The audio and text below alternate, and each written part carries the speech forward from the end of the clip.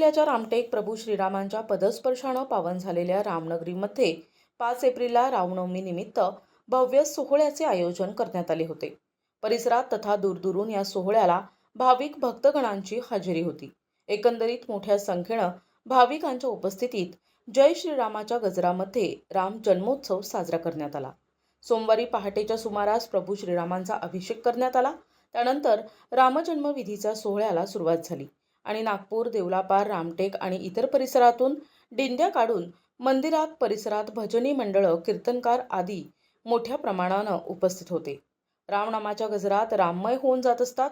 ठिकठिकाणी दुपारी 12 वाजता रामजन्म सोहळा पार पडला की उल्लेखनीय म्हणजे यावेळी रामनामाच्या गजरानं अवघा गड मंदिर परिसर जय श्रीराम नामाचा नाऱ्यानं सर्वांकडे राममय नावाचा गजबजा ऐकू येत असतात। या दरम्यानचे क्षण अक्षरशः भारावून टाकणारे असतात। यानंतर रामजन्माचा गुलाल उधळला।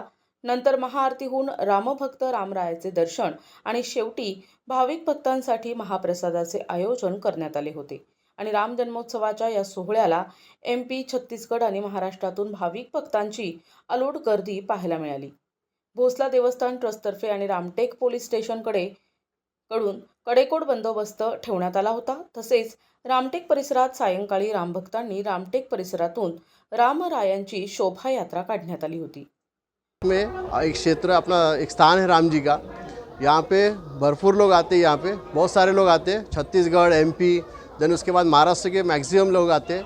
ये नागपुर से 45 किलोमीटर दूरी पे है और यहाँ पे जो रोशनाई होती है शाम के समय, और ये काफ़ी दिनों से रामनवमी की जन्मोत्सव का उसकी तैयारी होती है 4-5 दिनों से, और बहुत अच्छे तरीके से इसको मनाया जाता है। इतना बोल रहा हूँ। जय श्री राम। रामनवमीबद्दल काय सांगाल? सर्वांना रामजन्माच्या हार्दिक शुभेच्छा, खूप खूप शुभेच्छा। इथे रामजन्मोत्सव साजरा करण्यात येतो। जसं अयोध्येला रामजन्मोत्सव साजरा होतो त्याचप्रमाणे रामटेकलाही रामजन्मोत्सव साजरा होतो। इथे दुरून दुरून लोक येतात।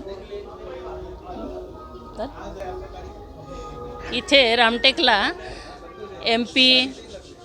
MP बाकीच्या ठिकाणातून सगळे महाराष्ट्रातून भरपूर लोक येतात आणि राम जन्मोत्सव साजरा करतात। रामजन्माच्या सर्वांना हार्दिक शुभेच्छा।